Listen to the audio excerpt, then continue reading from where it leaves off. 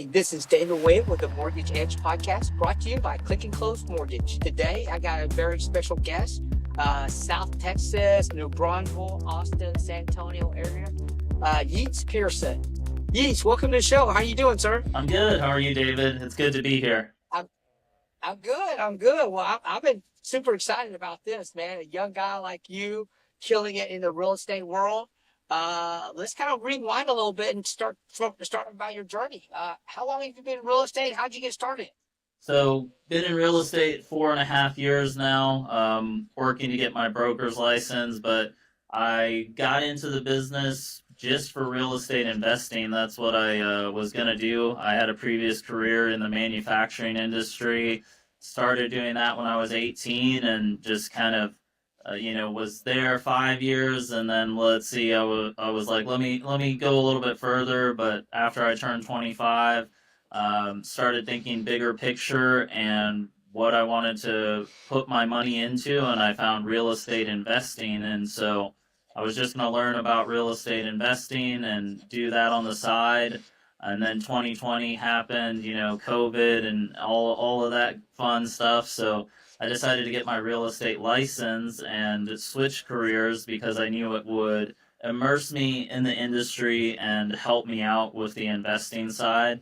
And it just kind of went from there. I fell in love with it, and then personal growth and development became a big part of my life. And that's what's got me to this road where I'm at now. Well, you know what's amazing? So many people changed their careers during COVID. Yeah. It's amazing how many people found their last calling or whatever.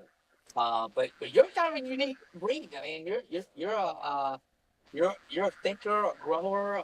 Let's talk about some stuff. You're a coach. Yes. You also wrote some books, development books. Let's talk about that before you did that before you even got into real estate, didn't you? Or during the process? It was during the process, yes. I think entrepreneurialism, just being an entrepreneur, it's all about personal growth and development. And that was one thing, getting into real estate, treating it like a business, not just a job. You are your own boss, whether you work for a brokerage or you're your own broker, you have to treat it as yours.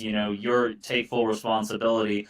So when I switched careers, started doing networking, and I met a coach, and I didn't know what I was doing. I was like, well, let me hire a coach and see if she can help me. So she helped me with more, asking me a lot of questions that I never asked myself about what I was really wanting out of life and where I wanted to go.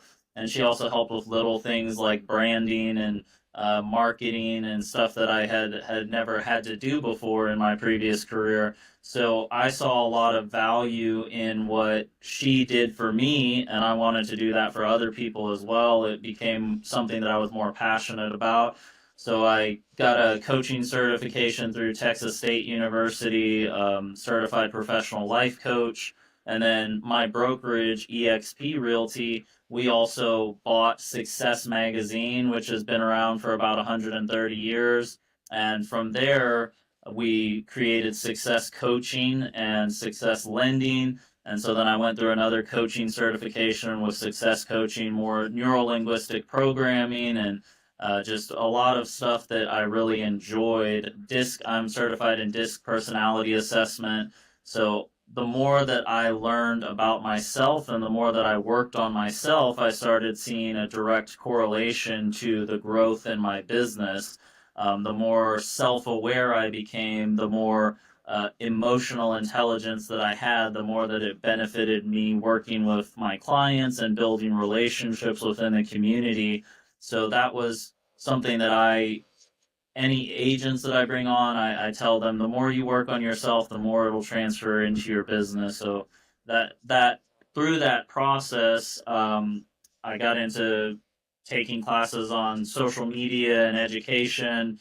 I had somebody reach out to me from my Instagram, and they were a book publisher, and I had always thought about writing a book, but they really helped me just dial in the process of what it would take to write a book. And so it was through through the training, networking, putting myself out there on social media, that made the connection with a publisher and published a book at the end of 2023, and hit Amazon bestseller list for consulting. And it's personal growth and development, kind of sharing about my life and everything that I learned through changing careers and through personal growth and development. That's awesome. So that's Success Leadership. That's through ESP, or is that? Yeah. So Success, EXP, they have their own division, Success Coaching and Success Lending.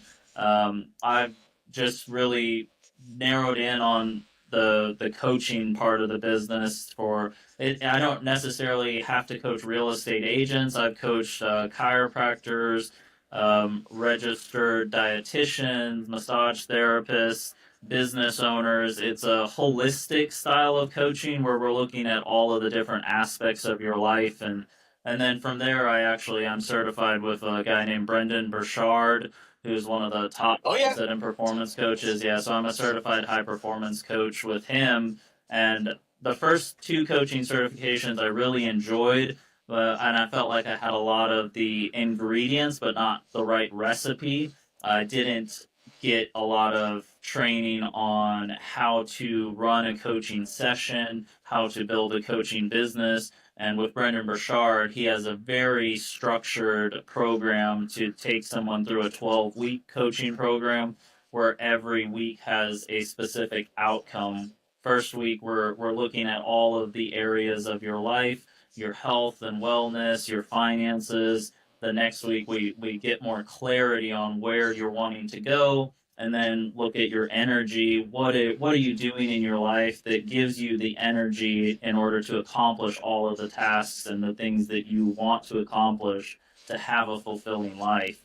And so that's been a game changer for me, as evaluating the opportunities in life through a lens that I've already gained clarity on where I want to go, and looking through that lens, I can easily determine if it's something as a fit or not a fit. Man, that's awesome. And are you still coaching today, all these different industries, or are you just focused on real estate right now? Real estate is the majority. That's my main focus. I still do the real estate production.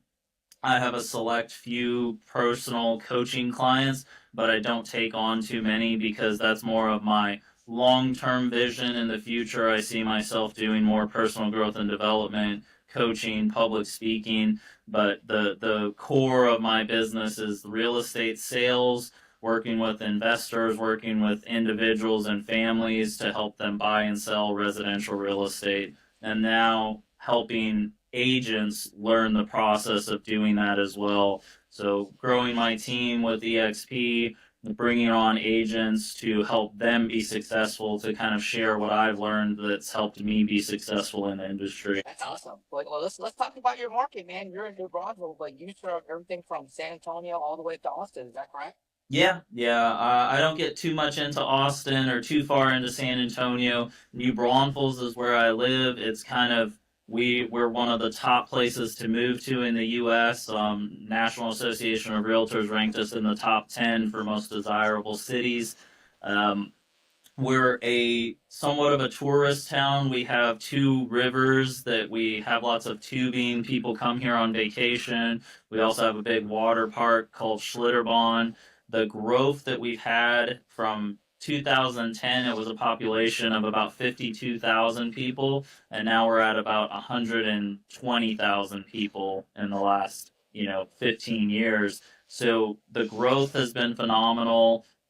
We're in between San Antonio and Austin, so you get people who can get higher paying jobs and they just commute to work, but then they have a more small town vibe where it's still everybody knows each other here. It's still very quaint and charming.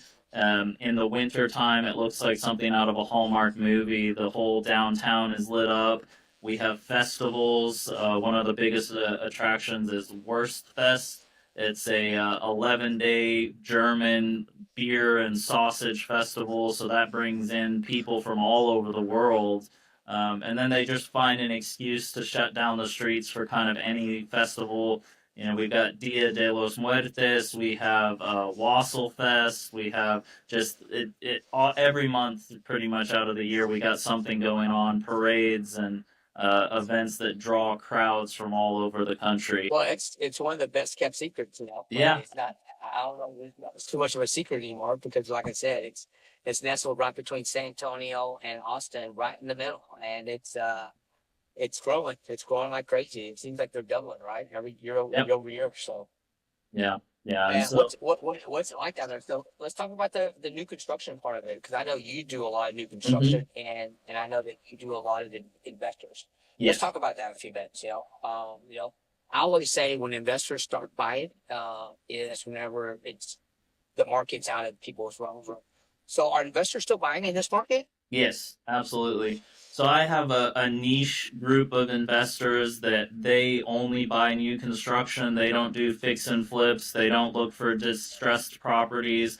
They identify an area that is economically thriving. They're looked at they have multiple properties in other states. They looked at Texas and they were like, okay, where in Texas is going to be the next move? And you got what we call the Texas Triangle, which is from Dallas down to Houston, over to San Antonio, back up to Dallas. So everything in that like triangle is really, really doing well. And then just our area, the Austin, San Antonio, I-35 corridor has so much growth and economically thriving.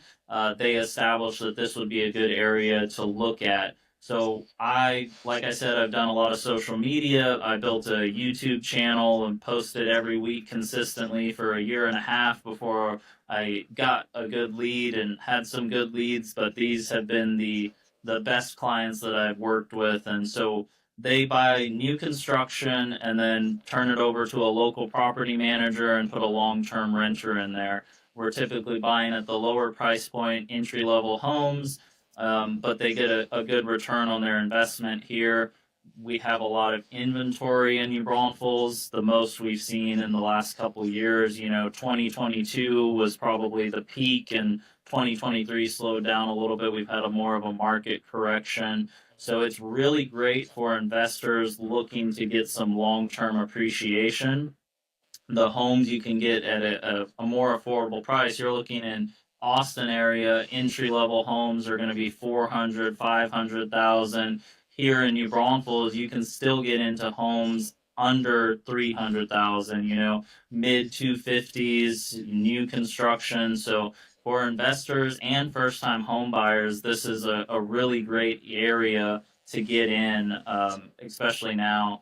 On the resale side, we've seen a little bit more struggle with people having to sell and compete with the new construction. So that's been an obstacle that we're working to, overcome. But it's still booming business here in New Braunfels. So is the market busier in New Braunfels than in the Austin, San Antonio area? They're saying Austin real estate is declining, right? The market, or is it not? I can't speak too much to Austin. Like I said, I stay away from that market. But yes, we have people that come down from Austin to purchase here. So we haven't seen any slowdown in our area as far as people buying and selling. The interest rates being a little bit higher, that's not keeping the people away who want to buy and live here in the New Braunfels area. Absolutely not. Absolutely not. Well, that's awesome. Right now, what's days on market for your listings? It depends on the listing. We have some people that bought in the peak of 2022, and then now we're sitting, but it's averaging about 100 days on market for the resale market here in New Braunfels. So it's That's a little bit across the country. Yeah. The sellers, it's more of a mindset shift or repositioning their expectations from what they heard over the last few years, when especially 22, 21, 22, 23, houses were moving really quickly. And so now the market kind of caught up with the demand. We had so much demand, and now we've got the inventory, so it's just put a little bit of pause on the days on market. Well, you're super busy. One of the things I always ask for top producing realtors like yourself is, how do you generate your leads? I know a lot of your leads are organic. Do you buy leads, or is it all organic sphere of influences? Yeah, organic. I've never bought leads. My mentor paid for some Google PPC for a while and let me like work those leads, but it just wasn't for me. I think part of being successful in real estate is finding your niche, finding what works for you. I would call the leads; they were technically warm leads, and I didn't feel like it was the best use of my time.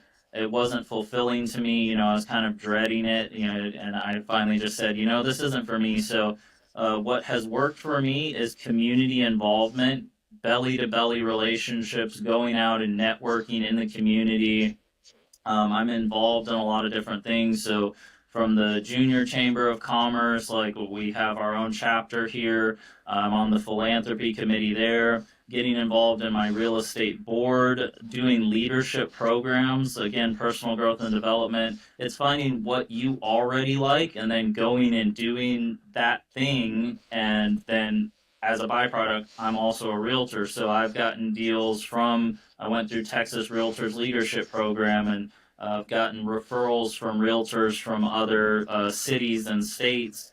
I built my online digital resume. Essentially, when somebody Googles my name, they look at my Google reviews. Between all of my social media posts and my YouTube channels, and then different articles that I've been featured in. All of that just adds to when somebody looks me up as a realtor, like I'm very involved in the community. So with the community involvement, it also gives me a better understanding of the growth and what's going on, what communities are coming here. Like we have two big, we have Mayfair community, which is a 1,900 acre master plan community with over 300 acres of public parks and 35 miles of hike and bike trails, and kind of like it's going to have its own Midtown Mayfair, which is going to have shopping, dining. So knowing about what's going on in the community is definitely beneficial, and I learned those things through the leadership programs that I'm in, through the governmental affairs committees that I sit on with the board of realtors. So just staying plugged in and being a resource for people. In my videos that I make, they're more community oriented of what's it like to live in New Braunfels. So highlighting restaurants, highlighting the tubing, what are the activities to do when you come visit here, and then just being a resource for people. So that's an overall picture of what has worked for me. The social media, in-person networking, leadership programs, building relationships within the community, and that's what. When I got in the business, my mentor asked me, "Do you want a relational business or a transactional business?" And I was very intentional with building relationships rather than just doing transactions. Well, I'm glad you brought that up because you kind of led into something that I want to talk about, and that's social media. A lot of realtors are not, especially the older Mm-hmm. realtors, are not into social media. Yeah. You have a pretty good footprint when it comes to YouTube and social and stuff like that. Where are you focused mostly on, or is it everything? So YouTube is the one that has the most outreach. YouTube is the number 2 search engine in the world behind Google. When people are looking to move to a new place, they want to see what it's like living there. So, the name of my channel is Living in New Braunfels because people are typing in what's it like to live in New Braunfels, Texas. The amount of people who now watch YouTube on their smart TVs rather than their phone is the stats are crazy because they're sitting there for prolonged periods of time actually watching it like they would TV. And so they'll just go down the rabbit hole and watch several of your videos about the community. So if you have an assortment of videos, like I have one on the best public parks in New Braunfels, and then here's what it's like in Canyon Lake, which is another city really close to us, and here's what it's like in Seguin. So they get a kind of a broad overview, and then I'll have some talking about the prices of homes and doing videos on new home communities and model homes and like Mayfair that I was talking about. So YouTube has the most reach and it has the most high intention um, buyers or leads because they are actively going and searching for this rather than on short form content. It's interruption based marketing. Like they're scrolling through their social media and you're interrupting their scroll. Whereas the YouTube is intentional, they are intentionally going and searching for something. So I think YouTube has had the highest return on investment for me, but then the short form, I stay top of mind with everybody who already knows me. So YouTube, new leads, far outreach, qualified buyers. Social media, short form content is more so stay top of mind with everybody so that they continually know that I'm active, I'm in real estate. So when they come, it comes time for them to buy or sell, they think of me. And then following it up with I'll take my YouTube videos and put them into Opus AI and chop them down to smaller clips, and then I'll go put those clips on my social media platforms. You just didn't know this, but everything you gave are great pro tips. Yeah. With that being said, let's talk about your agents, man. How many agents do you have? Currently, I just have two. It was.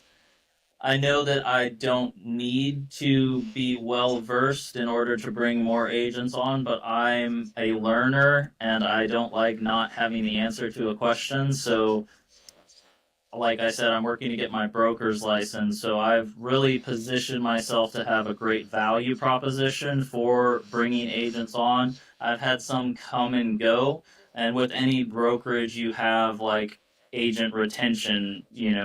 That's going to be a constant ongoing struggle is how do I keep these agents? So I put more focus on building myself up to have the skills and the tools and the resources to help my agents be successful. I also want to bring agents on who are very much similar to me in that they like personal growth and development. I want them to prioritize their health and their families first before just going out and selling, selling, selling. If you make $1 million and you're super successful, but you neglect all of your relationships, then what's it all for? So that's very important to me. I prioritize my family first and my health first before I go try and take care of anybody else. And so setting myself up to bring agents on with a similar mindset. And also, I'm a certified mentor, so I have about 8 agents that I mentor. When they come onto the business, if they haven't done a deal in the last 12 months, then they get a mentor for their first 3 deals. Well, I get agents that haven't done anything. 71% of agents last year closed 0 deals. And so I want to be more intentional with the agents that I'm attracting by me being a high performer, me being a successful real estate agent. I want to attract those same agents who are also going to be producing. Because if I bring on agents that aren't producing, it's not beneficial for me or them. I want to make sure that they have the tools and the drive to be successful in this business. That's awesome, brother. That's awesome. Well, man, I could sit here and talk to you all day, and we will probably start setting another podcast. But before I let you go, what should we have talked about that we didn't talk about today? Can't think of anything right now, but just I think to be successful in any business, it takes consistency, and that's the one thing that I focused on the most. Is I don't have to be better than everybody else, but I just have to be more consistent. So I think I wear shirts a lot of times that say 1% better every day. I have it tattooed on myself, and so that's been my mindset in this business is not to overwhelm myself with thinking of these huge goals. I have big long-term goals, but it's one day at a time and just focusing on getting 1% better every day, being consistent over the long term. And I know I have faith in the forward momentum that I've created by just sticking to those small, achievable tasks repeated daily. Well, you're very humble because I've seen your numbers and you're doing really great things out there. Thank you.